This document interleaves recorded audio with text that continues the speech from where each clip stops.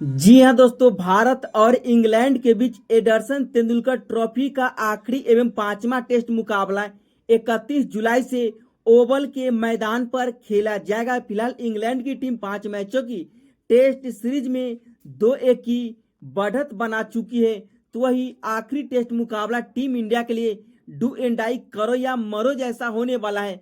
अगर शुभमन गिल की कप्तानी में टीम इंडिया को 5 मैचों की टेस्ट सीरीज 2-2 की बराबरी पर खड़ी करनी है तो आखिरी टेस्ट मुकाबले में इंग्लैंड के खिलाफ भारतीय टीम के नए कप्तान प्रिंस शुभमन गिल ने भारतीय टीम की प्लेइंग 11 में ऐसे 11 धुरंधर खतरनाक खिलाड़ी को शामिल किया है, जिसे देख करके इंग्लैंड के कप्तान बेन स्टोक्स समेत सभी खिलाड़ी सदमे में पड़ चुके हैं, क्योंकि मुकाबला ड्रॉ होने के बावजूद भी आखिरी टेस्ट मुकाबले के लिए प्लेइंग 11 में एक नहीं दो नहीं बल्कि 3 बड़े बदलाव करते हुए सभी को चौंका करके रख दिया है। चोटिल ऋषभ पंत की जगह पर आखिरकार कौन से खिलाड़ी खेलते हुए नजर आएंगे? क्या जसप्रीत बुमराह को 5वें टेस्ट मुकाबले से बाहर किया जा सकता है? उनकी जगह पर किसी दूसरे गेंदबाज को खेलने का मौका मिलेगा या आकाशदीप की वापसी हो सकती है, या फिर से टेस्ट मुकाबले में पहली बार अक्षदीप सिंह अपना डेब्यू टेस्ट मुकाबले खेलते हुए नजर आएंगे, या अंशुल कंबोज को लगातार बैक टू बैक दूसरे टेस्ट मुकाबले खेलने का मौका मिल पाएगा या नहीं? क्या साई सुदर्शन को बाहर का रास्ता दिखाया जाएगा? उनकी जगह पर फिर से करुण नायर को भारतीय टीम की प्लेइंग 11 में मौका मिल पाएगा? आखिरकार 5वें एवं आखिरी टेस्ट मुकाबले के लिए कैसी होगी टीम इंडिया की फाइनल एवं खतरनाक प्लेइंग 11? चलिए जानते हैं। जी हाँ दोस्तों, अगर आप भी चाहते हैं कि भारतीय टीम 5वें टेस्ट मुकाबले को जीत करके सीरीज बराबरी पर खत्म करे, तो वीडियो को दिल से एक लाइक करके चैनल को सब्सक्राइब करना नहीं भूलिएगा और वीडियो में आखिर तक बने रहिएगा। बेन स्टोक्स और शुभमन गिल में कौन बेस्ट कप्तान है? आप अपनी राय नीचे कमेंट बॉक्स में बता सकते हैं।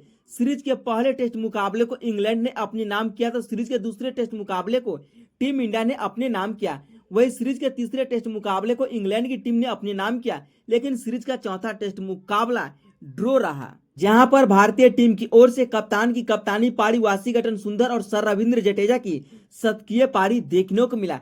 भारत और इंग्लैंड के बीच 5 मैचों की टेस्ट सीरीज का आखिरी टेस्ट मुकाबला ओवल के मैदान पर 31 जुलाई से 4 अगस्त के बीच यह मुकाबला दोपहर के 3:30 बजे से खेला जाएगा। इस ग्राउंड पर टीम इंडिया 2 टेस्ट मुकाबले जीती है। वैसे तो इंग्लैंड टीम का कमाल का प्रदर्शन देखने को मिला है इस टेस्ट सीरीज में, चाहे गेंदबाजी की बात करें या बल्लेबाजी की बात क्यों न करें। चलिए बिना वक्त लिए हुए आपको बताते हैं 5वें टेस्ट मुकाबले के लिए भारतीय टीम की फाइनल प्लेइंग 11, जहां पर ओपनिंग की आगाज टीम इंडिया की ओर से 1 नंबर की जर्सी वाली दाएं हाथ के विकेट कीपर ओपनर बल्लेबाज केएल राहुल ओपनिंग की आगाज करते हुए दिखाई देने वाले हैं। इस सीरीज में केएल राहुल का कमाल का प्रदर्शन अभी तक देखने को मिला है, क्योंकि राहुल एक बेस्ट ओपनर बल्लेबाज के तौर पर माने जाते हैं, लेकिन राहुल को साथ देने के लिए जायसवाल आते हैं, जो कि क्रीज पे अगर 1 से 2 घंटा भी टिक जाते हैं तो रन गति वनडे और T20 के अंदाज में अक्सर बढ़ाते हुए नजर आते हैं।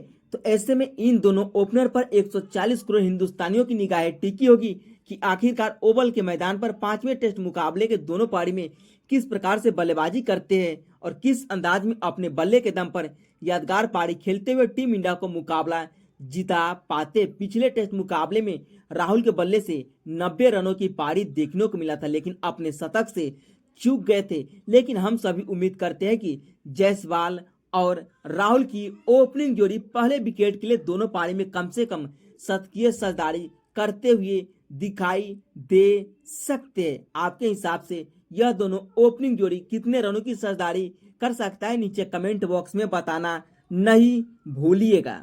लेकिन तीसरे नंबर पर अपने तीसरे टेस्ट मुकाबले में खेलते हुए दिखाई देंगे और कोई नहीं बल्कि आईपीएल में धमाल मचाने वाले साई सुदर्शन। भले ही डेब्यू टेस्ट मुकाबले के दोनों पारी में फ्लॉप नजर आए थे, लेकिन दूसरे टेस्ट मुकाबले जब इन्हें खेलने का मौका मिला तो 61 रनों की एक यादगार पारी खेला था। लेकिन हम सभी उम्मीद करते हैं कि उनसे कहीं बेहतर अंदाज में आखिरी टेस्ट मुकाबले में ओवल के मैदान पर सेंचुरी लगा करके एक यादगार पारी की सराहना करते हुए नजर आएंगे। भारतीय दर्शक जब साई सुदर्शन के बल्ले से शतक आएगा तो ऐसे में कौन कौन चाहता है कि साई सुदर्शन के बल्ले से आखिरी टेस्ट मुकाबले के दोनों पारी में एक यादगार पारी देखने को मिले। और इन सभी के अलावा चौथे नंबर पर खुद टीम इंडिया के नए test captain prince Shubman Gill दिखाई देंगे। शुभमन गिल की बात करें तो यह एक ऐसे खिलाड़ी है जो कि एक कप्तान के तौर पर इस सीरीज में सबसे बड़ी भूमिका निभाया, लेकिन टीम इंडिया को टेस्ट सीरीज तो नहीं जिता पाए, लेकिन अपनी कप्तानी में टेस्ट सीरीज तो ड्रॉ कराने में सफल हो सकती है। अगर 5वें टेस्ट मुकाबले में इनके बल्ले से और रन आ जाते हैं तो कई सारे खिलाड़ी का रिकॉर्ड तोड़ते हुए नजर आएंगे, क्योंकि इस सीरीज में अभी तक 4 शतक के सारे 722 रन जड़ चुके। ऐसा कारनामा करने वाले भारत के पहले कप्तान बन चुके हैं टेस्ट मुकाबले में। शुभमन गिल इस सीरीज में 722 रन बना चुके हैं। वो आखिरी टेस्ट मुकाबले में 53 रन बनाते ही सीरीज में सबसे ज्यादा रन बनाने वाले भारतीय बन जाएंगे। इस मामले में वो सुनील गावस्कर को पीछे छोड़ेंगे, जिनके नाम 774 रन है। गावस्कर 1971 में वेस्टइंडीज के खिलाफ यह रिकॉर्ड अपने नाम किया था। और 5वें नंबर पर भारतीय टीम को बहुत ही बड़ा तगड़ा झटका लगा, क्योंकि ऋषभ पंत 5वें टेस्ट मुकाबले से बाहर हो चुके हैं। उनकी जगह पर प्लेइंग 11 में विकेट कीपर बल्लेबाज ध्रुव जुरेल को शामिल किया गया है, जो कि अभी तक टीम इंडिया की ओर से 4 ही टेस्ट मुकाबले खेले हैं, लेकिन 200 से ज्यादा रन बना चुके हैं। इस प्रकार से ध्रुव जुरेल कमाल के बेस्ट विकेट कीपर बल्लेबाज के तौर पर माने जाते हैं। और 6ठे नंबर पर स्पिनर ऑलराउंडर के तौर पर और कोई नहीं बल्कि पिछले मुकाबले के शतकवीर वाशिंगटन सुंदर दिखाई देंगे, जो कि पिछले मुकाबले में अति सुंदर पारी खेलते हुए दिखाई दिए थे और अपने शतक को भी अंजाम दिए थे। टीम इंडिया के स्टार स्पिनर ऑलराउंडर वाशिंगटन सुंदर, जो कि गेंद और बल्ले दोनों से परचम लहराते हुए नजर आते हैं। लेकिन अब बारी ओवल के मैदान पर इंग्लैंड के गेंदबाजों के सामने बल्ले से कमाल दिखाने का और इंग्लैंड के बल्लेबाजों के खिलाफ अपने गेंद से जलवा दिखाने का। और उसी प्रकार से 7वें नंबर पर दिखाई देंगे पिछले मुकाबले की तरह सर रविंद्र जडेजा, जिनका बल्ला तो इंग्लैंड के खिलाफ हमेशा चट कर बोलता है, इसलिए तो इन्हें सर रविंद्र जडेजा के नाम से जाने जाते हैं, जो बल्लेबाजी के दौरान आक्रामक अंदाज अपनाते और गेंदबाजी में अपनी जलवा बिखेरते हुए नजर आते हैं।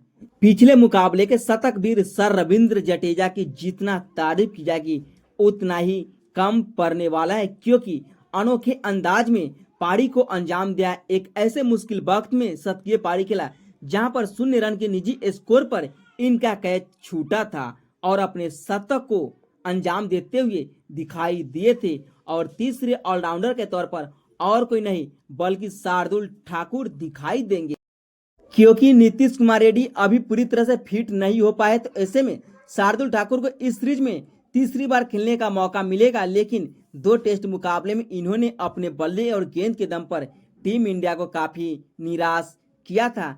ये बात तो सभी को पता है कि जसप्रीत बुमराह 5वें टेस्ट मुकाबले में नहीं खेलेंगे। तो ऐसे में आकाशदीप की वापसी अब तय हो चुकी है, क्योंकि आकाशदीप को जब इस सीरीज में खेलने का मौका मिला तो इन्होंने कमाल की गेंदबाजी की और 6 विकेट लेकर के पूरी दुनिया में अपनी परचम लहराते हुए दिखाई दिए। और दूसरे तेज गेंदबाज के तौर पर डीएसपी मोहम्मद सिराज ही दिखाई देंगे, यानी आकाशदीप पहले खतरनाक तेज गेंदबाज के तौर पर नजर आएंगे, तो वही डीएसपी सिराज दूसरे खतरनाक तेज गेंदबाज के तौर पर नजर आएंगे, जो कि लगातार इस सीरीज में 5वें टेस्ट मुकाबले खेलते हुए नजर आएंगे। और आखिर में बुमराह को आराम दिया गया है, लेकिन अंशुल कंबोज की जगह पर अक्षदीप सिंह को टेस्ट मुकाबले में आखिरकार डेब्यू करने का मौका मिलने वाला है। तो ये होगी भारतीय टीम की फाइनल प्लेइंग 11 5वें टेस्ट मुकाबले के लिए। आपके हिसाब से क्या हो सकती है, नीचे कमेंट बॉक्स में बताना नहीं भूलिएगा।